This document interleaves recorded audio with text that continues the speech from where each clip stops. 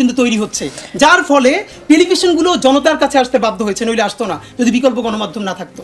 এটা নিয়ে তর্ক করা যায়, অন্তত আমি যমুনা টেলিভিশনে কাজ করি বলে আমি আপনার সঙ্গে স্ট্রংলি তর্ক করতে পারি, কিন্তু আজকে এটা টপিক না। নাভিদ নওরোজ শাহ, সাংবাদিক মাসুদ কামাল যেটা লিখেছেন যে ঢাকা রিপোর্টার্স ইউনিটিতে মঞ্চ ৭১ নামে একটি সংগঠন সেমিনারের আয়োজন করেছিল। সেমিনারের বিষয় ছিল মহান মুক্তিযুদ্ধ, বাংলাদেশের সংবিধান। ডক্টর কামাল হোসেনের মতো সংবিধান বিশেষজ্ঞ, আইনের অধ্যাপক, প্রথিতযশা মুক্তিযোদ্ধা সাংবাদিকদের আমন্ত্রণ জানানো হয়েছিল সেখানে। হঠাৎ সেখানে কিছু লোক যে অনুষ্ঠানটা ভণ্ডুল করে দিল, চলল গালাগালি, অশ্লীল স্লোগান, শারীরিকভাবে হেনস্থা করা হলো অনেক অতিথিকে। এটা কি মব নয়? সাংবাদিক মাসুদ কামাল প্রশ্ন করেছেন এবং বলেছেন কিছু সময় পর পুলিশ এলো, তারা অনুষ্ঠান ভণ্ডুলকারীদের নয় বরং সম্মানিত অতিথিদেরই আটক করে নিয়ে গেল। সরকার কি তাহলে মবকেই প্রশ্রয় দিচ্ছে? যারা ওই মব ভায়োলেন্স করলো তাদের ভিডিও এবং ছবি সোশ্যাল মিডিয়াতে দেখলাম, তাদের বিরুদ্ধে কি সরকার কোনো ব্যবস্থা নিতে পারবে? ব্যবস্থা না নেওয়া হলে আগামীতে আরো বড় আকারের অপকর্ম দেখার আশঙ্কা কি তৈরি হবে না? এত দুর্বল মেরুদণ্ডহীন সরকার কেউ কি আগে কখনো দেখেছে? সরকারের আসলে কি করার ছিল, কি করেনি সরকার, কি করবে? প্রথমত একটা কথা আসলে মেনশন করতেই হয় যে আওয়ামী লীগ কিন্তু বারে বারে এই মুক্তিযুদ্ধের নাম দিয়ে ফিরে আসতে চাবে। তো এই জুলাই যোদ্ধা যারা নিজেদেরকে দাবি করছে, যেটা হাদি ভাইও বললেন যে জুলাই যোদ্ধা, তো আসলে আমরা কম বেশি সবাই ছিলাম, সারা বাংলাদেশের মানুষই জুলাইতে রাজপথে নেমেছিল, সুতরাং এটাকে কারো টার্ম হিসেবে ইউজ করা উচিত না বা পরিচয় দেওয়া উচিত না। কিন্তু জুলাইয়ের শক্তি যে সবসময় এটা নিয়ে কনসার্ন থাকবে এটা কিন্তু খুবই বাস্তব। কারণ আওয়ামী লীগ ঐতিহাসিকভাবেই যতবারই আওয়ামী লীগকে দেশের মানুষ প্রত্যাখ্যান করেছে, আওয়ামী লীগকে পালিয়ে যেতে হয়েছে, ততবারই কিন্তু আওয়ামী লীগ ওই মুক্তিযুদ্ধের বরাত দিয়ে বারবার ফিরে আসার চেষ্টা করেছে। এটা কিন্তু ঐতিহাসিকভাবে প্রমাণিত।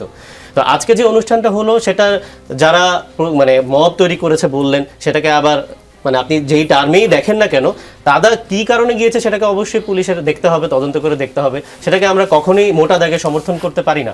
আমাদের সরকারকে অবশ্যই দেখতে হবে যে তারা কেন প্রতিরোধ করলো, অনুষ্ঠানটার আয়োজনের পেছনে কি উদ্দেশ্য ছিল, এবং অনুষ্ঠানের পুলিশ যে তাদেরকে গ্রেফতার করেছে, পুলিশ বলেছে যে তাদেরকে নিরাপত্তার জন্য নিয়ে যাওয়া হচ্ছে, সেটাকে আসলে নিরাপত্তার জন্য নাকি তাদেরকে আসলে গ্রেফতার করেছে সেটাও পুলিশকে ক্লিয়ার করতে হবে। এবং যারা মব তৈরি করেছে, কোট আনকোট মব, তাদেরকেও আসলে তারা কেন করেছে, তাদেরকে অপরাধে তাদের কার্যকলাপকে অপরাধের আওতায় পড়ে কিনা সেটাও দেখতে হবে। সেই বিষয়ে আমরা অবশ্যই দাবি জানাচ্ছি সরকারের প্রতি। কিন্তু এখানে পারসেপশনটা আসলে আমাদেরকে বারবারই দেখতে হবে। ডক্টর কার্জন স্যার তিনি কিন্তু, তিনি ঢাকা বিশ্ববিদ্যালয় আইন বিভাগের কর্মরত আছেন, এবং আপনি ঢাকা বিশ্ববিদ্যালয় আইন বিভাগের ছাত্রদেরকেও যদি জিজ্ঞেস করেন, তার কিন্তু ফ্যাসিস্ট ইনেবলার হিসেবে তার কিন্তু একটা জায়গা আছে, এবং তার অনেক শিক্ষার্থী কিন্তু ফেসবুকে অনেক লেখালেখি করেছেন, সেটা দেখেই আমি বলছি। তিনি আমার সরাসরি শিক্ষক নন, কিন্তু তার সাথে যোগসূত্র যে একেবারেই নেই সেটা একদম পরিষ্কার করে কিন্তু বলা যায় না, যদিও তিনি শিক্ষক।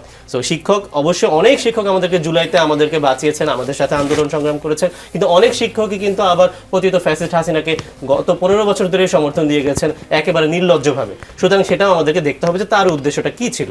এবং মুক্তিযুদ্ধ মঞ্চের নাম দিয়ে আব্দুল লতিফ সিদ্দিকী যে অনুষ্ঠানটা করলেন, আব্দুল লতিফ সিদ্দিকী তো বহিষ্কার হলো। তিনি তো আওয়ামী লীগ সরকারের, তো শুধু জুলাই আওয়ামী লীগ সরকারের দোষ না, 2009 থেকে শুরু করে 2024 পর্যন্ত এই পুরো 3টা টার্মে একটা অবৈধ সরকার, প্রথম টার্ম বাদে আমি যদি বলি বাকি 2টা টার্ম একটা অবৈধ সরকার ক্ষমতায় ছিল। তো 2014 সালের নির্বাচনেও কিন্তু লতিফ সিদ্দিকী অংশগ্রহণ করেছিলেন। তিনি 2009 থেকে 14 আওয়ামী লীগ সরকারের মন্ত্রী ছিলেন। 14তে এসেও কিন্তু তিনি আরেকটি মন্ত্রণালয়ের দায়িত্ব পান। তো তাহলে তো তিনি তো একদম প্রতিষ্ঠিত আওয়ামী লীগের লোক, এতে তো কোনো সন্দেহের কোনো অবকাশ নেই। তো আমরা যখন মিডিয়াতে যখন এই টার্মগুলো আসছে বা মোটা দাগে যখন আমরা দেখি, তাকে আমরা বীর মুক্তিযোদ্ধা হিসেবে দেখছি, কিন্তু তিনি যে আওয়ামী লীগ সরকারের মন্ত্রী ছিলেন এবং 2014 ওই টার্মটাকে আগে পরের সেই সময়টায় ছিলেন, সেই সময়টায় সারা বাংলাদেশে কি হয়েছে সেই দায়িত্ব তিনি এড়িয়ে যেতে পারেন না। তার কি সেই জন্য কি তাকে কোনো বিচার করা হয়েছে? কোনো বিচার কিন্তু করা হয়নি। তো সেই কথাগুলো কিন্তু আমাদের উঠিয়ে আনতে হবে, এবং তার এই মুক্তিযুদ্ধ মঞ্চের নাম দিয়ে তার কোনো দুরভিসন্ধি আছে কিনা সেটা খতিয়ে দেখতে হবে, না হলে এই পুরো ঘটনাটাকে আসলে কখনোই বিশ্লেষণ করা যাবে না। নাভিদ নওরোজ শাহ, আপনাদের দলের অনেকে তো ওই সময় আসলে আওয়ামী লীগের সমর্থনে নানান ধরনের পোস্ট দিয়েছে, তাদেরও তো ছোটখাটো হলেও শাস্তি হওয়া উচিত নাকি? 2014 সালের কথা বলছেন, আমাদের দলের কে তখন পোস্ট দিয়েছিল? আমার 2000 অত আগে তো আমাদের দলে যাদের পোস্টের কথা আমি বলছেন আমি গেস করতে পারি, আমার মনে হয় যে তারা তখনই এই ধরনের এটাকে সাল ভাগ করা যে 2019 এ বা 18 তে দিলে অপরাধ নাকি 2014 তে দিলে অপরাধ? আওয়ামী লীগের পক্ষে পোস্ট দেওয়া আর আওয়ামী লীগের সিটিং মিনিস্টার হওয়ার দুটার মধ্যে কিন্তু বিস্তর ফারাক আছে। মিনিস্টার হলে ধরেন সিটিং মিনিস্টার হলে যদি জেল খাটতে হয়, পোস্ট দিলে অন্তত গালিমন্দ তো খেতে পারে নাকি? গালিমন্দ কি খাচ্ছে না? গালিমন্দ কি খাচ্ছে না? তারা তো এখনো খাচ্ছে। ইভেন রুমিনা আপা তো সেদিনও শেয়ার দিয়েও গালি দিলেন, গালি যে তারা দিচ্ছে না, যে যেই কৃতকর্ম করেছে তার ফল কিন্তু তারা ভোগ করছে, সেটা অবশ্যই ন্যারেটিভ অ্যান্টি ন্যারেটিভ থাকবে। কিন্তু আওয়ামী লীগের একটা সিটিং মিনিস্টারের সাথে আপনি আর কোনো কিছুরই কম্পেয়ার করতে পারেন না, যিনি সেখানে 2009 থেকে 2014 পরবর্তী সময় আওয়ামী লীগের সঙ্গে মন্ত্রী পরিষদে ছিলেন। ব্যারিস্টার রুমিন ফারহানা, ত্রয়োদশ জাতীয় সংসদ নির্বাচন সামনে রেখে রোডম্যাপ ঘোষণা করেছে নির্বাচন কমিশন। ভোটের রোডম্যাপ ঘোষণাকে স্বাগত জানিয়েছে বিএনপি। নির্বাচন নিয়ে আপনাদের দলের মধ্যে যে ষড়যন্ত্রের সংশয়, সেই সংশয় এবার কি দূর হয়েছে, নাকি আরো ষড়যন্ত্রের গন্ধ এখনো পেয়েই যাচ্ছেন?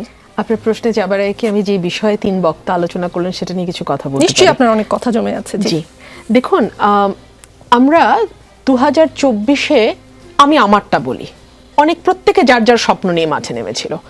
আমি একটা স্বপ্ন নিয়ে মাঠে নেমেছিলাম যে আমি আশা করেছিলাম, আমি যখন 14 থেকে 24 গণতন্ত্রের কথা বলেছি, আমি যখন বাক স্বাধীনতার কথা বলেছি, আমি যখন মানুষে মানুষে বৈষম্য নিরসনের কথা বলেছি, আমি যখন ব্যাপক লুটপাট দুর্নীতির বিরুদ্ধে কথা বলেছি, আমি যখন এমপি মন্ত্রীদের হরিলুট নিয়ে আওয়াজ তুলেছি, আমি যখন একটার পর একটা ভয়াবহতম কারচুপিপূর্ণ নির্বাচনের বিরুদ্ধে কথা বলেছি, আমি যখন সংসদে একটা গৃহপালিত বিরোধী দলের বিরুদ্ধে কথা বলেছি, তখন আমাকে রাজাকার শাবক ধরনের ট্যাগ ডাইরেক্টলি বা ইনডাইরেক্টলি দেওয়া হয়েছে। আমাকে অনলাইন অফলাইনে জঘন্য ভাষায় আক্রমণ করা হয়েছে। আমার বাসায় কয়েকবার হামলা হয়েছে। আপনি দেখেছেন যে আমার বিরুদ্ধে 9টি মামলা, তার মধ্যে ডিজিটাল সিকিউরিটি অ্যাক্টের 6টি মামলা এবং খুন, হত্যা, অগ্নিসংযোগ, জাজেস কোয়ার্টারে হামলা ইত্যাদি সংক্রান্ত 3টি মামলা। এগুলো কিন্তু এখনো আছে। আমি এখনো ঠিক জানি না মামলাগুলো কোন অবস্থা আছে, আমি জামিনে আছি এইটুকু আমি জানি। এগুলো যখন হয়েছে আমার এই কথাগুলো বলবার জন্যে, আমি যখন ক্রমাগত বলে গেছি মুক্তিযুদ্ধের পক্ষের শক্তি বিপক্ষের শক্তি দিয়ে আপনারা যে দেশটাকে ক্রমাগত ভাগ করে চলেছেন, আপনারা কি দেশের অর্ধেক মানুষকে, যদি আমি অর্ধেক ভাগ করি মোটা দাগে, আপনারা কি বঙ্গোপসাগরে ডুবিয়ে ফেলে মেরে ফেলতে চাইছেন? মানে এটা কি একটা দেশ গড়ার মানে কোনো পথ হতে পারে? এই প্রশ্ন আমি ক্রমাগত রেখেছি। সো আমি যখন 24-এ পথে নেমেছিলাম, আমার বিশ্বাস ছিল, আমার স্বপ্ন ছিল রাদার, হ্যাঁ, যে আমরা একটা ঐক্যবদ্ধ বাংলাদেশ দেখতে চেয়েছি। এখন আমি দেখলাম সেন্টার রাইট থেকে ফার রাইট পর্যন্ত যে গ্রুপগুলো ক্রিয়াশীল মাঠে, তাদের নিজেদের মধ্যে বিভৎস রকম হানাহানি, ভাগ এবং একজন রাজনৈতিক কর্মী হিসেবে, ভোকাল রাজনৈতিক কর্মী হিসেবে আওয়ামী লীগের আমলে আমাকে যেভাবে হেনস্থা করা হতো, এটা যেহেতু নির্দলীয় সরকার, তারা হয়তো আমার বিরুদ্ধে মামলা দিচ্ছে না, এটা যেহেতু নির্দলীয় সরকার, তাদের নিজস্ব কর্মী বাহিনী যেহেতু নাই, তারা সরাসরি আমাকে ফেসবুকে স্লাট শেমিং করছে না। কিন্তু আমার ভাই যে অবলীলায় বললেন, আমি অবাক হয়ে শুনলাম, আমি ফেসবুকে গালি দিয়েছি। উনি কি দেখেন না, ওনার দলের যাকে আমি ইঙ্গিত করে সেই কথাটি বলেছি, সে কি পোস্টটা শেয়ার করেছে? গডমাদার, ডাইনি কি নাই সেই কথাগুলোর মধ্যে? সেটা কি গালি না? মানে আমার দল বললে সহি, তুমি করলে সেটা খারাপ। এক্স্যাক্টলি এই কালচারটা আওয়ামী লীগ করেছিল, যে আমার দল যা হয় করুক না কেন, তাহা মুক্তিযুদ্ধে নামে। মুসলমানরা যেমন বিসমিল্লাহির রহমানির রহিম দিয়ে বিষ খাইলেও বিশ্বাস করে যে না, ঠিক আছে, আমি আল্লাহর নামে খাইছি। অনেক সময় আমরা দেখা যায় যে গত 2 দিনের খাওয়া আছে, ঠিক আছে, খেয়ে ফেললাম, বিসমিল্লাহ বলছি, আপনি সময় আসলে কথা বলবেন, কিন্তু আমরা খেয়ে ফেলি। ঠিক মুক্তিযুদ্ধকে কিন্তু আওয়ামী লীগ তার পলিটিক্যাল বিসমিল্লাহ হিসাবে নিয়েছিল এবং নিয়ে তার সমস্ত অপকর্মকে জায়েজ করার চেষ্টা করেছে। নতুন বাংলাদেশে আমার স্বপ্ন ছিল, আমি একজন নাগরিক হিসেবে, একজন রাজনৈতিক কর্মী হিসেবে এবং একজন আইনজীবী হিসেবে, আমার স্বপ্ন ছিল একটা ঐক্যবদ্ধ বাংলাদেশের। বিভাজন তো অনেক হলো, তাই না? আচ্ছা, ধরেন আজকে যারা এই সেমিনারটা অর্গানাইজ করেছে, তার মেইন অর্গানাইজারই সেখানে উপস্থিত ছিলেন না, জেরাই খান পান্না। তিনি সুপ্রিম কোর্টে বসে বসে তার মোবাইলে ভিডিও দেখছিলেন ভাঙচুর কেমন করে হয়। সো কার ডাকে আমরা সমবেত হচ্ছে মানুষজন, সেটাও একটা দেখার বিষয়। 1, 2 হচ্ছে যারা ওখানে গিয়েছিলেন, তারা কি সত্যি কোনো নিউজ হতে পারতেন বলে আপনি বিশ্বাস করেন?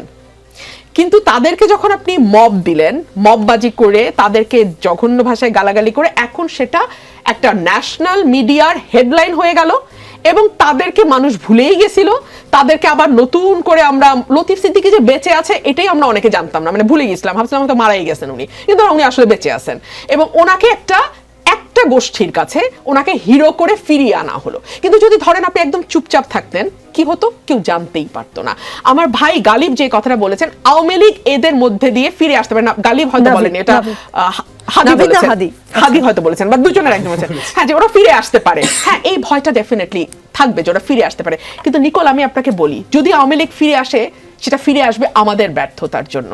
যদি আওয়ামী লীগ ফিরে আসবে আমরা ঐক্যবদ্ধ হতে পারি নাই, পরস্পরের মাংস খুবলে খাবার চেষ্টা করেছি, সেটা মুখের ভাষা দিয়ে হোক আর সেটা মব তৈরি করে হোক, সেভাবেই আওয়ামী লীগ ফিরে আসবে।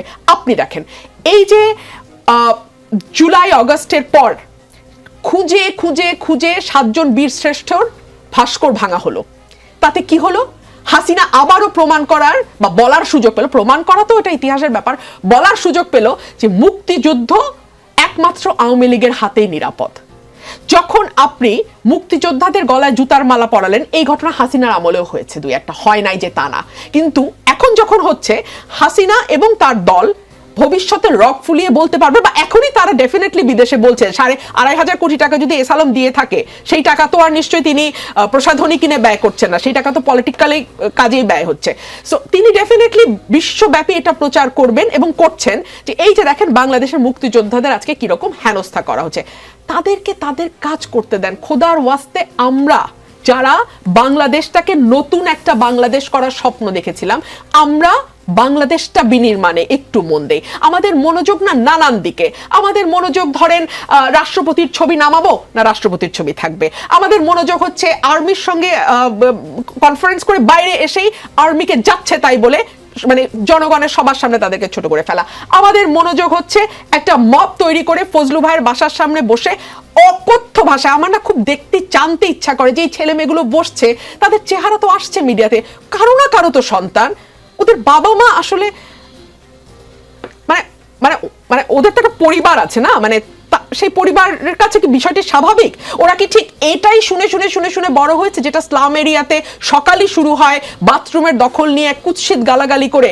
কিংবা পানির কলের পানি আগে কে নিবে সেটা নিয়ে ভয়ঙ্কর কুৎসিততম গালাগালি দিয়ে দিন শুরু হয়? তাহলে কি ওরা কি ওখান থেকে এসছে, ওটার সাথে তারা অভ্যস্ত, ওইভাবে তারা বড় হয়েছে? এই প্রশ্নগুলো কিন্তু আসে। বাংলাদেশে বিরাট একটা অংশ ব্রেইন ড্রেইন হয়ে দেশের বাইরে চলে গেছে নিকোল, বিরাট অংশ। গত 40 বছরে শিক্ষিত মধ্যবিত্ত যে পরিবারগুলোর সব অংশে নির্মূল হয়ে বাংলাদেশ থেকে চলে গেছে। আজকে বাংলাদেশে এই জায়গায় আসার পেছনে তাদের দায় সবচাইতে বেশি। আমাদের পরিবার, আপনাদের পরিবার, দেখবেন চারপাশে তাকে কেউ নাই বাংলাদেশে। কেন?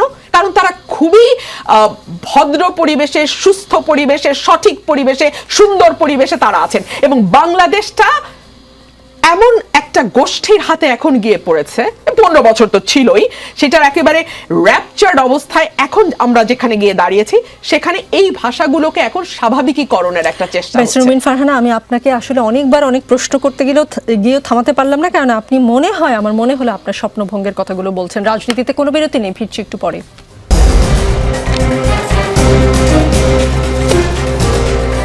দেখছেন রাজনীতি, আমাদের সঙ্গে আব্দুল নূর তুষার আছেন। আগামী ফেব্রুয়ারির প্রথমার্ধে অনুষ্ঠিত হতে যাওয়া ত্রয়োদশ জাতীয় সংসদ নির্বাচনের চ্যালেঞ্জ মোকাবেলায় নির্বাচন কমিশন প্রস্তুত রয়েছে, এমনটা জানিয়েছেন সাংবিধানিক প্রতিষ্ঠানটির সিনিয়র সচিব আক্তার আহমেদ। ইসি নির্বাচনী আসনের এলাকা সীমানের নির্ধারণ শুনানি নিয়ে যে ঘটনা কয়েকদিন আগে ঘটলো, এরপর অনেকেই প্রশ্ন তুলেছেন, মানে যেখানে ইসির শুনানিতেই হাতাহাতির ঘটনা ঘটলো, জাতীয় নির্বাচনের মতো বড় ঘটনা আসলে ইসি সুষ্ঠুভাবে সামাল দিতে পারবে কিনা? জি রুমিন ফারহানা বলবে। জি নিশ্চয়ই, তার কাছেও আমি তার কাছে যাও না, আপনি আমি কিছু বলবো না এই বিষয়ে, কোনো উত্তর নাই এটা। আচ্ছা, আমি কি তাহলে অন্য প্রশ্ন করবো? আপনি কি কোনো কারণে মনক্ষুণ্ণ? না না না, এটা উত্তর আমি দিব না, কারণ এইখানে ওইখানে উপস্থিত ব্যক্তি এখানে হাজির আছে।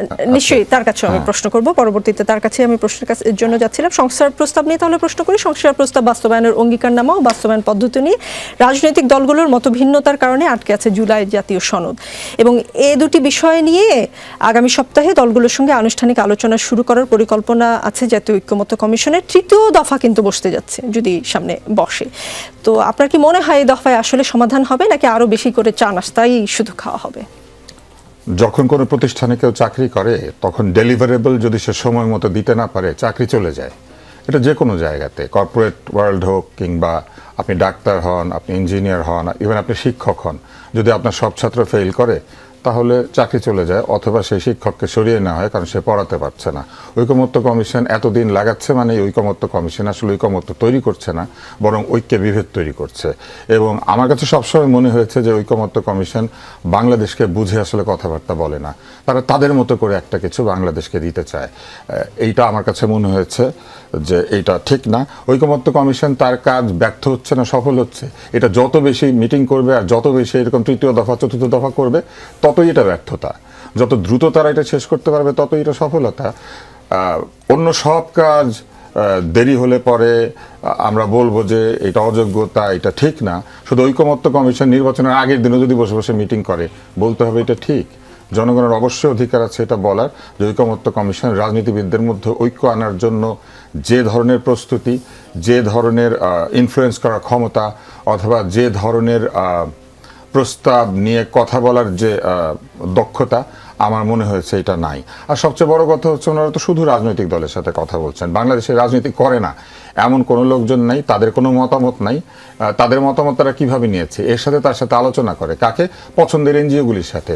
বাংলাদেশকে শুধু রাজনৈতিক দলের এনজিওদের, ওইখানে রিক্সাওয়ালার মতামত কই, ওইখানে গরিবের মতামত কই, ওইখানে কৃষকের মতামত কই, সে কি চায় এটা ঐকমত্য কমিশন জানার চেষ্টা করেছে? জানার চেষ্টা করে নাই।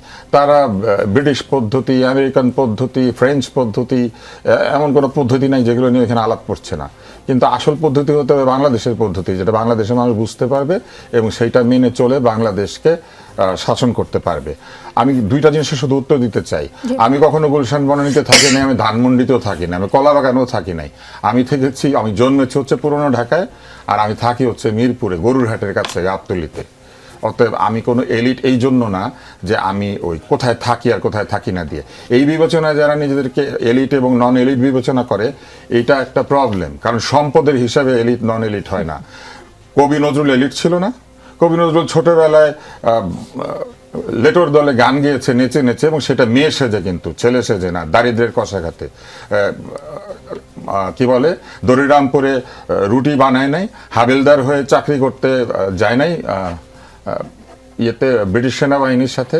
তো তাতে কি হয়েছে? ব্রিটিশ সেনাবাহিনীতে যোগ দেওয়া তো কোনো অভিজাত হয় নাই। লালন অভিজাত ছিলেন না? যে লোক বলতে পারে সব লোকে কয় লালন কি জাত সংসারে, যে জাত নিয়ে উত্তর দিতে পারে যে এই জাতপাত ঠিক না, লালন কি কম অভিজাত ছিলেন? এইটাকে আমাদেরকে বলতে হবে। আমাদের এখানে যে এত এত পল্লীগীতি আছে, এত এত সাধু বাউলদের সঙ্গীত আছে, এত এত কবিতা আছে, যে কবিতাগুলি ওই অর্থে কি বলে, যারা ধনী এরকম লোকেরা লেখেন নাই, বরং যারা মধ্যবিত্ত এবং দরিদ্র তারা লিখেছেন। এরা কি এলিট না? মানুষ এলিট হয়, অভিজাত হয় চিন্তায়, তার মানসিকতায়, তার ভাষায়, তার আচরণে। আমাদের রাসূলুল্লাহ সাল্লাল্লাহু আলাইহি ওয়াসাল্লামকে অনেক সম্পদের মালিক ছিলেন, তার সাহাবারা রাদিয়াল্লাহু তাআলা আনহু যারা, তারা কি অনেক সম্পদের মালিক ছিলেন? বরং যত সম্পদ দান করে দিয়েছেন তত অভিজাত হয়েছেন। এবং আপনি যত নিঃস্ব হতে পারবেন, আপনি তত অভিজাত হবেন, এটা ইসলাম বলে। তাহলে অভিজাতর সাথে গুলশান বনানীতে থাকার কি সম্পর্ক? অভিজাতদের সাথে ওয়েস্টিনে উঠার নামার কি সম্পর্ক? পকেটে কত টাকা আছে এটার সঙ্গে অভিজাত হওয়ার কি সম্পর্ক? অভিজাত কোনো গালি না, অভিজাত একটা প্রশংসা। অভিজাত হচ্ছেন সেই মানুষ যে মানুষের আচরণকে আরেকজন মানুষ অনুকরণ করতে পারে। এখন অভিজাত যারা, তারা বুঝলাম অনেক খারাপ, কিন্তু যারা অভিজাত নন, তারা মানুষের সাথে দেখা হইলে বলার কথা আপনার উপরে শান্তি বর্ষিত হোক, সেটা না বলে ওনারা বলবেন কি? আমি কয়েকটা গালি বলি এখন, এইটা কি ভাষা? এইটা কি ভাষা? এইটা অভিজাত, দরিদ্র, কম দরিদ্র, উচ্চ দরিদ্র সেইটা না। আন্দোলনের সময় আপনি ভাষা বলেছেন, খুব ভালো কথা, তখন আপনার রাগ ছিল। এখনো বলতে হবে, সামনের দিনেও বলতে হবে, আগামী বছরও বলবেন, 2030 সালেও বলবেন, 2040 সালেও বলবেন, বাংলা বাদ দিয়ে ইংরেজি বলবেন। কিছুদিন আগে কনসার্ট হয়েছে, সেখানে দাঁড়িয়ে এফ ওয়ার্ড ব্যবহার করে গায়ক ঢ্যাং ঢ্যাং ঢ্যাং গিটার বাজাচ্ছে আর খুব এফ করছে। এইটা কি ভাষা?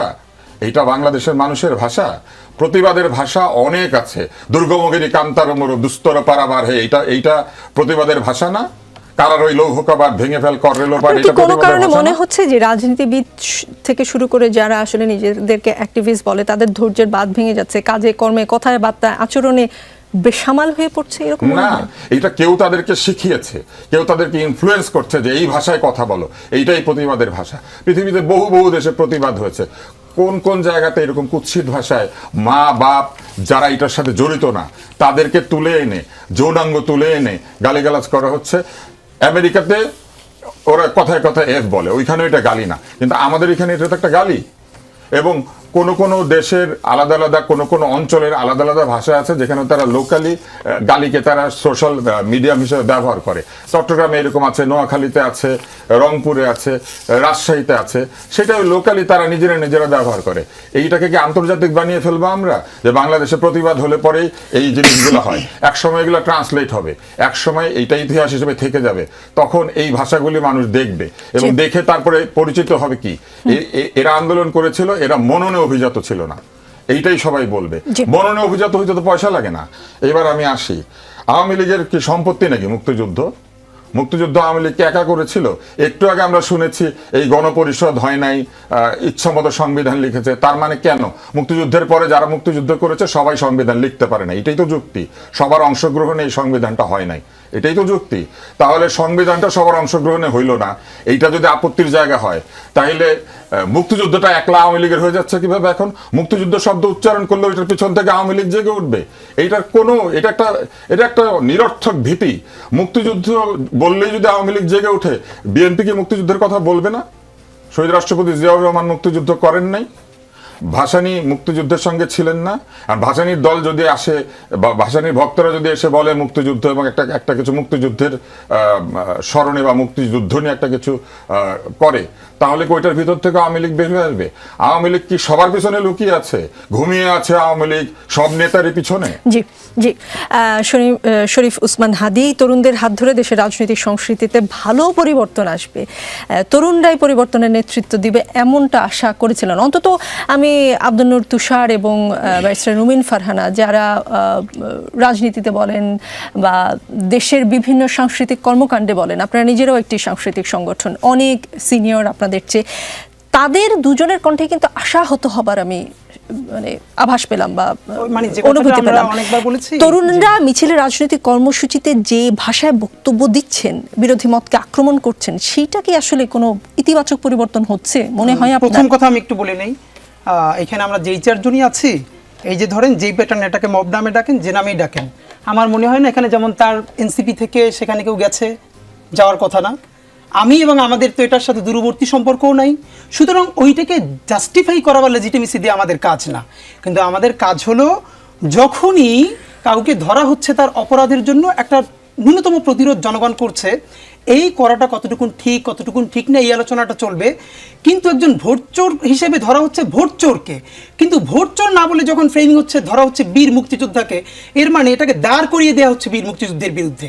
এটা কি মানে কোথায় জুতা পরিয়েছে কিসের জন্য? সে ভোটচোর ছিল, এরপরে বহুদিন এলাকায় মানুষকে গুম খুনের সাথে জড়িত ছিল, হঠাৎ করে একটা দলের পুনর্বাসন নিয়ে আবার সে এলাকায় ঢুকেছে, মানুষ ধরে জুতার মালা পরিয়ে দিয়েছে। এই পড়ানো ঠিক হয়েছে কি হয় না এটা থানা বলবে, আমরা জিজ্ঞেস করব। যে প্রশ্ন সেখানেই হাদি, থানা বলবে। হ্যাঁ, একজন বয়োবৃদ্ধ লোককে জুতার মালা পরানো যাবে না। 5ই আগস্টে অনেকে এই কারণে 5ই আগস্টে সবাই পাশে ছিল। বয়োবৃদ্ধকে জুতো পরানো যাবে না, মানে একজন শিশুকে পরানো যাবে, কিশোরকে পরানো যাবে না, মানে কাউকে পরানো যাবে না। That is the fact. আমি যখনই বলছি একজন শিক্ষককে কি এটা বলা যাবে, মানে যিনি শিক্ষক নন তাকে কি বলা যাবে? তাহলে যেমন আপা হয়তো ভাবে মিন করে না, ছোট করে বলে আপা বললেন না যে এদের যে ল্যাঙ্গুয়েজ ওঠাবাড়া, এরা মনে হয় যেন স্লাম এরিয়া থেকে উঠে আসলো কি না। তো মুশকিল হলো আমরা তো এখানে এই কথাটা যদি আপা বিলিভ করেই বলেন, তাহলে তো আবার ওই এলিটিজম চর্চাই। মুশকিল হলো বাংলাদেশের তো বংশের পরিচয়। এক্স্যাক্টলি। এখন যে ধরেন সবথেকে খারাপ গোষ্ঠী, নাম জানি না, এখন ধরেন আমি একদম মেথর বলছি, রাইট? বাংলাদেশের সংবিধানে জাতিরাষ্ট্রে এই মেথরের ভোটাধিকার আছে কিনা, মানে আপনি তাকে নাগরিক হিসেবে অ্যাকনলেজ করেন কিনা। যদি নাগরিক হিসেবে একটা অ্যাকনলেজ করেন, তাহলে তো তাকে আপনাকে ওভাবেই অনার করতে পারতে হবে। আর যদি অ্যাকনলেজ না করি যে না আমরা একটা সুষ্ঠু শিক্ষিত জনগোষ্ঠীকে, হ্যাঁ প্লেটোর আইডিয়াল স্টেটে তো প্লেটো বলেছে যে না সবাই ভোট দিবে না, একটা ভিন্ন গ্রুপ এই ডেমোক্রেসির চর্চাটা করবে। আমি জাস্ট একটু নোক্তা দিয়ে রাখা, আর একটু ফাঁকে আমি বলে রাখা যে দেখেন এই আপাও যেটা বলেছিল যে মুক্তিযুদ্ধে, আপনিও প্রশ্নটা করেছেন যে হতাশা, তারপরে আমাদের যে একটা বড় ঐক্য হওয়ার কথা ছিল, হলো না কেন? দেখেন এখন আমরা নিজেরাও চেয়েছি, রুমিনাপা যেই স্বপ্ন নিয়ে নেমেছিলেন, আমরাও সবাই নেমেছিলাম, আর বিভাজন না, সবাই মিলে একটা নতুন করে জাতিরাষ্ট্র নির্মাণ, জাতি গঠন। দেখেন আমাদের মুক্তিযুদ্ধের পরে জাতি গঠনটা আমাদের হয় নাই, না হওয়ার ফলেও আজকে আবার এই কেওয়াস হয়েছে। কিন্তু জাতি গঠনের পূর্ব শর্ত কি? জাতি গঠনের এখন এইখানে তো আওয়ামী লীগের যেই পার্সেন্ট ভোটটা আছে আপনি কি কোনোদিন সাগরে ফেলাই দিতে পারবেন? কিচ্ছু করতে পারবেন না। আমাদের প্রশ্নটা এখানে যে আপনি দ্রুত যদি মৌলিক বিচারটা করতে পারেন, পৃথিবীর অনেক দেশ ট্রুথ অ্যান্ড রিকনসিলিয়েশন করেছে না, আমরা বলেছি আপনি তওবা কমিশন করেন। যারা গুম করেছে, খুন করেছে, আয়নাঘর করেছে, হত্যা করেছে, ধর্ষণ করেছে, তাদের ডিরেক্ট যদি বিচার হয়ে যায়, তাহলে এই বিচারের মধ্যে যারা আসে না তারা তো এমনিতেই অপরাধীর সাথে না। সুতরাং ফিলোসফিক্যালি আওয়ামী লীগ করা এইটা তো করে অপরাধী হতে পারে না, অপরাধ হলো খুন করা, গুম করা। কিন্তু এরপরে আপনি একটা ট্রুথ অ্যান্ড রিকনসিলিয়েশন কমিশন করে তারা বলবে যে না, আমরা আসলে তাদের সাথে বুঝে না বুঝে আমাদের সাথে রাখা হয়েছিল, আমরা এর দায় নিব না। অবশ্যই তাকে জাতি গঠন প্রক্রিয়ায় আনতে হবে। আপনি এত মানুষকে কিভাবে কি করবেন? কিন্তু আপনি তো বিচারও করছেন না। আপনি ট্রুথ অ্যান্ড রিকনসিলিয়েশন তো কোনো দেশে আপা আরো ভালো বলতে পারবে, আপা আইনের মানুষ। পৃথিবীতে অনেকেই বলে যে আগে একটা ট্রুথ অ্যান্ড রিকনসিলিয়েশন কমিশন হোক। পৃথিবীর যত জায়গায় গণহত্যা হয়েছে আগে বিচার হয়েছে, তারপরে ট্রুথ অ্যান্ড রিকনসিলিয়েশন কমিশন হয়েছে। 1 বছর পার হয়েছে, বিচারের এখন পর্যন্ত কি আপনি আমার চেয়ে ভালো বলতে পারবেন বলেন? এখন মানে কি কালকে ট্রায়াল দিয়ে দেবেন? না, আমরা কেন 10টা ট্রাইব্যুনাল করতে পারি নাই? আমরা কেন বিদেশ থেকে সব থেকে বেশি এক্সপার্ট ধরে আনতে পারি নাই? এই যে না পারা, এটা তো আমাদের কালেকটিভ ফেলিওর।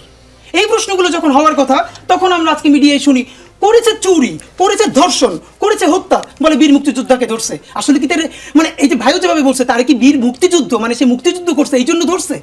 না বলেন কোথাও এইভাবে এই জন্য কাউকে ধরছে? ধরছে তো ভোট চুরি করছে, 2014-তে ভোট দিতে দেয় নাই, 18-তে রাতে ব্যালট ভরছে, 24-এ মানুষকে খুন করছে, ধরছে এই জন্য।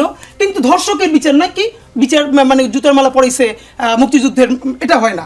আর আমি যেটা ঐক্যমত্য কমিশনের ব্যাপারে একটু জাস্ট রেসপন্স করতে চাই, এই কথাটা সেদিনকে ঐক্যমত্য কমিশনের বদিউল আলম মজুমদার স্যার, উনি প্রোগ্রামে উপস্থিত ছিলেন, ওনাকে বিনয়ের সাথে বলেছি আপনি প্লিজ সম্ভব হলে প্রধান উপদেষ্টার কাছে এই কথাটা বললেন। দেখেন রাজনৈতিক দলগুলো, রুমিনাপাড়া সহ সবাই এই জুলাইয়ের একটা বিরাট স্টেক অফকোর্স, কিন্তু তারাই কি একমাত্র স্টেক? রাজনৈতিক দল আর রাজনৈতিক শক্তি এটা কিন্তু দুইটা জিনিস। যেমন আমরা কোনো রাজনৈতিক দল ছিলাম না, কিন্তু আমরা কিন্তু রাজনৈতিক শক্তি, বহুদিন ধরে ইন্ডিভিজুয়াল অ্যাক্টিভিজম করছি। তা আপনি যে দলগুলোর সাথে বারবার ঘন্টার পর ঘন্টা বসছেন, গুড, বসতে হবে। এখন পর্যন্ত একটা শহীদ পরিবারের সাথে আপনি বসেছেন? এই জুলাই সনদ কেমন হবে, নতুন বাংলাদেশ বিনির্মাণের রোডটা কি হবে, একটা শহীদ পরিবারের সাথে বসা হয় নাই। চিরতর অন্ধ হয়ে গেছে, পঙ্গু হয়েছে, তাদের সাথে বসা হয় নাই। তো এটা দিয়ে এবার আমরা বারবার প্রস্তাব করেছি প্লিজ গণশুনানি করেন। যতগুলো গণহত্যা হয়েছে একটা আপনি কমিশন পাঠান, তারা মানুষের রিক্সাওয়ালা, ভ্যানওয়ালা, সবজিওয়ালা সবার কথা শুনুক, রিপোর্ট দিক। না, গণশুনানি হচ্ছে ওই ঘুরে ফিরে চা খাচ্ছে, বিস্কিট খাচ্ছে যমুনার পাশে বসে, তারপর একটা, এটা তো হয় না। জি, নাভিদ নওরোজ শাহ, জুলাই সনদ চূড়ান্ত না করে এবং জুলাই সনদ বাস্তবায়নের প্রক্রিয়া নিয়ে কোনো সিদ্ধান্তে উপনীত না হয়ে নির্বাচনের রোডম্যাপ ঘোষণা, ঐকমত্য কমিশন এবং অন্তর্বর্তীকালীন সরকারের প্রতিশ্রুতি ভঙ্গের শামিল। আজকে রোডম্যাপ ঘোষণার পরে এনসিপির এটাই ছিল আনুষ্ঠানিক প্রতিক্রিয়া। তাহলে কি আপনারা নির্বাচন বয়কট করবেন এরকম কিছু যদি ঠিকঠাক সময়ে ইলেকশনটা হয়েই যায়? আমরা তো প্রথমে তাৎক্ষণিক প্রতিক্রিয়া জানিয়েছি, যেহেতু আমাদের জুলাই সনদ বাস্তবায়নের প্রায় 6টি রূপরেখা বা প্রসেস বলেছে ঐকমত্য কমিশন। সেটির মধ্যে কিন্তু আমাদের একটি প্রস্তাবনা ছিল যে গণপরিষদের মাধ্যমে নতুন সংবিধান প্রণয়ন করে জুলাই সনদকে বাস্তবায়ন করতে হবে এবং সংস্কার প্রস্তাবনাগুলোকে নতুন সংবিধানে নিয়ে আসতে হবে। তো এই গণপরিষদ হবে কি হবে না সেই বিষয়টা আপনি যদি সলভ না করে এর পরের স্টেজে কিন্তু সরকার চলে গেছে, বা আজকে যে নির্বাচনের রোডম্যাপ ঘোষণা করেছে তারা তো সংসদ নির্বাচনের রোডম্যাপই বলেছে যে ফেব্রুয়ারিতে প্রথমার্ধে হয়ে যাবে। তো যেখানে আমি বলবো এটা পুরোপুরি অন্তর্বর্তীকালীন সরকারের সমন্বয়হীনতা এবং ব্যর্থতা। কিন্তু ঐকমত্য কমিশনের সভাপতিও তো ডক্টর ইউনূস স্যার, সেখানে সরকারের দায়িত্বও তিনিই আছেন। তো এটা আমাদেরকে আসলে অনেক বেশি অবাক করেছে এবং ব্যথিত করেছে যে ওই জুলাই সনদ কিভাবে বাস্তবায়িত হবে সেটি ফাইনালাইজ না করে কিভাবে নির্বাচনের রোডম্যাপ ঘোষণা হতে পারে। যে আমার মনে হয় উত্তর পেয়ে গেছে। গতকাল আন্দোলনরত প্রকৌশল শিক্ষার্থীদের শাহবাগ অবরোধ থেকে যমুনা অভিমুখে যাত্রা ঘিরে তাদের উপর পুলিশের সাউন্ড গ্রেনেড, কাঁদানে গ্যাসের শেল নিক্ষেপ ও জলকামান ব্যবহার করা হয় এবং লাঠিপেটার ঘটনাও ঘটে। নাভিদ, আপনি জানেন নিশ্চয়ই অনেক শিক্ষার্থী আহত হয়েছে।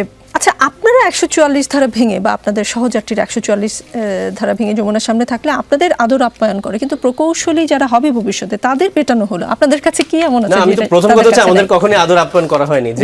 যে ঘটনার রেফারেন্সে বলছেন যে আওয়ামী লীগ নিষিদ্ধের আন্দোলন থেকে, আমার মনে হয় যে আপনি সেটি বলছেন, সেটা একদম অগ্রভাগে আমি ছিলাম এবং আমরা যখন যমুনার দিকে যাচ্ছিলাম আমাদের কোনো আদর আপ্যায়ন করা হয়নি। আমরা কিন্তু পুলিশের সাথে ধস্তাধস্তি করে এবং ব্যারিকেড গুলো সরিয়ে সেদিকে আমার নিজেরও হাত কেটে গিয়েছিল, তারপরে কিন্তু আমরা যমুনার সামনে যেতে পেরেছিলাম। কিন্তু আমাদের এখানে আদর আপ্যায়নের কোনো সুযোগই ছিল না। ঠান্ডা পানির বাতাস আমরা দেখলাম, ঠান্ডা পানির বাতাস, আরো বিভিন্ন বিএনপির যখন একজন নেতা, তার নাম আমি ভুলে গেছি, তাকে যখন রিসিভ করতে বিএনপির জনগণ গেল, মানে বিএনপির কর্মীরা গেল, তখনও তাদের উপর ঠান্ডা পানি ছিল। সেটার তো কোনো প্রয়োজনীয়তা ছিল না।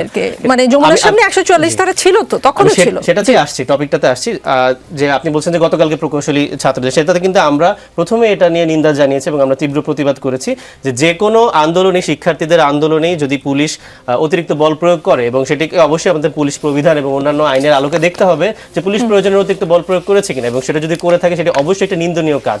আমাদের এখানে এই পুরো বিষয়টা তো আসলে ভালোভাবে দেখতে হবে যে ডিপ্লোমা প্রকৌশলীদের দাবিটা কি, বিএসসি ইঞ্জিনিয়ার যারা প্রকৌশলী আছেন তাদের দাবিটা কি, তাদের দাবিটা দেখে সরকারকে একটি কমিটি গঠন করে যারা বিশেষজ্ঞ আছেন তাদের এটি নির্ধারণ করতে হবে। এটি তো আসলে রাজপথে নির্ধারণ করার মতো কোনো বিষয় না, কিন্তু রাজপথে অবশ্যই তারা দাবি জানাবেন, সেটি জানানোর অধিকার বাংলাদেশের সব নাগরিকেরই আছে। তারা কিন্তু এর আগে এই রাজপথে নামার আগে অনেকবার নিজস্ব প্রতিষ্ঠানে নিজস্ব স্ফেয়ারের মধ্যে তাদের বিভিন্ন নাগরিক সংগঠন আছে তাদের মাধ্যমে তারা কিন্তু তাদের দাবিগুলো জানিয়েছেন। এখানে আমি বলবো এটা পুরোপুরি সরকারের ব্যর্থতা যে রাজপথে নামার আগে বিষয়টাকে কেন অ্যাড্রেস করা হলো না, এবং রাজপথে নামার পর আপনি পেটাবেন তখন তো অবশ্যই এই ধরনের মানে একটা দুঃখজনক পরিস্থিতির অবতারণা হবে। মিস্টার রুমিন ফারহানা, যে প্রশ্নটি আসলে আব্দুল নূর তুষারকে খানিকটা করেছিলাম সেটা আপনার দিকে ঠেলে দিয়েছে। সাথে আমি একটু মূল প্রশ্ন, আমার কয়েকটি প্রশ্ন আছে, সময়ও কম, একটা প্রশ্ন করতে চাই। সীমানা নিয়ে ব্রাহ্মণবাড়িয়ার দুই গ্রুপের সালিশ, সেটাতে হাতাহাতি হবে, সেটা একদম স্বাভাবিক ছিল আসলে। না, আমি ভেবেছিলাম যে ব্রাহ্মণবাড়িয়া থেকে টেটাও নিয়ে আসবেন কিনা আপনারা। ঢাকায় শুনানি বলে হয়তো সেটা আনেননি। এর আগে নিজ এলাকায় জমি জিরাত, মুড়ি খাওয়া, বিয়ে বাড়িতে দাওয়াত, তারপরে হাঁস মুরগি গরু ছাগল সবকিছু নিয়ে ব্রাহ্মণবাড়িয়ার দুই গ্রুপের সংঘর্ষ হয়েছে। ঢাকায় কি এটাই ব্রাহ্মণবাড়িয়ার দুই গ্রুপের প্রথম মানে হাতাহাতি? এটা কি রেকর্ড হলো কিনা যে ঢাকায়ও? আমি জানি না, হতে পারে এটা হয়তো প্রথম। আমি আপনার প্রশ্নে আসছি, ইসির সামনে হাতাহাতি এটা নির্বাচনের পরিবেশ কতটা নিশ্চিত করতে পারবে? দেখুন, আপনারা জানেন বিএনপি ছাড়া বেশ কতগুলো রাজনৈতিক দল চাইছে নির্বাচনটা যতদূর সম্ভব পেছানো যাক। তারা চাইছে আরেকটু হাতে সময় পেলে তারা আশা করছে হয়তো কিছু আসন তারা বেশি পেতে পারে। এই জন্য তারা বিভিন্ন সময় বিভিন্ন বাহানা নিয়েও কিন্তু হাজির হচ্ছে। হঠাৎ করে যখন নিম্নকক্ষে পিআর নিয়ে কোনো আলোচনাই নাই, ফার্স্ট পাস দ্য পোস্টে হবে, উচ্চকক্ষে পিআর নিয়ে আলোচনা করার কথা, তখন কোনো দল এমনও দাবি করছে পিআর পদ্ধতি যদি না হয় তাহলে তারা নির্বাচনেই যাবেন না। সুতরাং কারা আসলে বাংলাদেশে চাইছে যে একটা স্টেবল সরকার এই মুহূর্তে না আসুক, কারা চাইছে নির্বাচনটা পিছিয়ে যাক, সেটা আমরা কম বেশি সবাই জানি। কেবল রাজনৈতিক দলের কথাই বা আমি কেন বলবো, সরকারের ভেতর থেকেও কি কেউ চাইছেন না যে বিষয়টা আরেকটু লিঙ্গার করুক? প্রধান উপদেষ্টা যখন হঠাৎ করে 5 তারিখে ঘোষণাটি দিলেন যে ফেব্রুয়ারিতেই নির্বাচন হতে যাচ্ছে, আপনি কি মনে করেন সরকারের ভেতরে সকলেই তখন খুব খুশি হয়েছিল? মনে হয় না কিন্তু, কারণ যেই হঠাৎ করে তার এই ঘোষণা আসা, এটা একেবারে হঠাৎই আমাদের কাছে মনে হয়েছে। আরেকটি রাজনৈতিক দল বলছে নির্বাচন হবার আগে